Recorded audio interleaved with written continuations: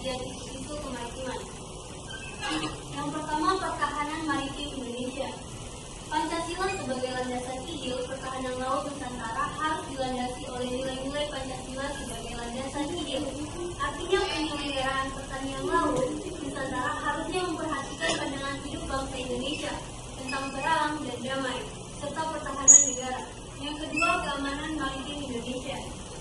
Laut adalah sentral bagi Indonesia. Sebagai negara kepulauan terbesar di dunia, Indonesia memandang laut sebagai nomor satu pulau-pulau di Nusantara. Laut juga dipandang sebagai sumber kekayaan bangsa Indonesia, sebagai pembangunan ekonomi. Di samping itu, laut juga dapat berperan sebagai media pertahanan bangsa. Yang ketiga, kebijakan pertahanan dan keamanan maritim.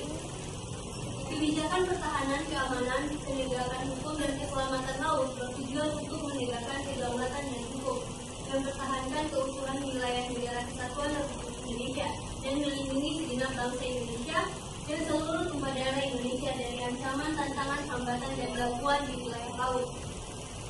Selanjutnya, isu-isu dari kemaritiman. Yang pertama, isu strategis dan kondisi saat ini terkait pengelolaan sumber daya kelautan dan pengembangan sumber daya manusia.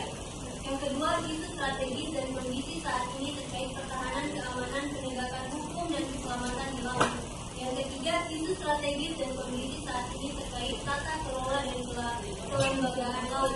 Yang keempat, isu strategis dan kondisi saat ini terkait ekonomi dan infrastruktur kelautan dan peningkatan kesejahteraan. Yang kelima, isu strategis dan kondisi saat ini terkait pengelolaan ruang laut dan perlindungan lingkungan laut. Yang keenam, isu strategis dan kondisi saat ini terkait budaya bahari. Dan yang terakhir, isu strategis dan kondisi saat ini terkait diplomasi maritim.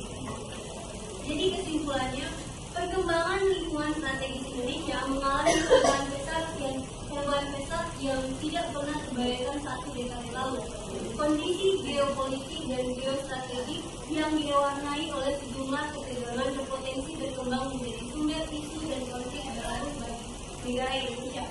Sekian dari saya. Wassalamualaikum warahmatullahi wabarakatuh. Waalaikumsalam warahmatullahi wabarakatuh.